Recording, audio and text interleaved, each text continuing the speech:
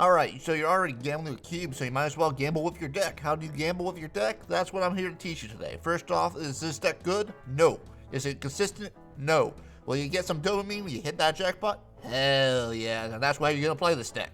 Now let's go over the cards. First off, you're throwing in the Guardians of the Galaxy, minus Drax, because he's in pool 3 for whatever reason, even though he literally sees no play because he's a 4-cost card, and that's more competitive than picking out the best Venomized variant. But all the Guardians gimmick is that if you correctly guess where your opponent's playing cards, you get a bonus. Mantis will give you a card from their deck and slap them across the face, and the others will get a bonus to their stats. So when you're playing them, do take a second and consider where your opponent is likely to play. Sometimes it's going to be easy, like when you get Warship, or when you see them trying to boost up an Angela. But sometimes you're going to have to go on your gut alone, or just let a random number generator guess for you. Who cares? Either you're getting enough of a boost to win the game, or you're getting enough Anthrax to kill a small village. But let's move on, we still got 7 slots to fill. Next up is Korg. We gotta bribe that bouncer to improve our odds, and that's what Korg is here to do, because he puts a rock into their deck. Do this turn 1, you get a 55% chance to draw a dead card, unless you're playing Carnage, Gazar, or are desperate stacking an Angelo or Bishop. But he's a very good opener, especially if you get Kamarta or Subterranea, as you're going to get multiple rocks into their deck.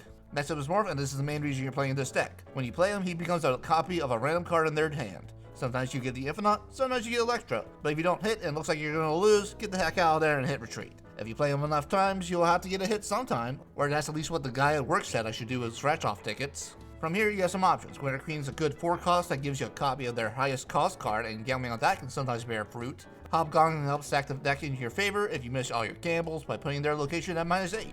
Jubilee's a fun gamble card to help get a higher cost card out early. Is she a good card in this deck? That's debatable, but she beats flavor.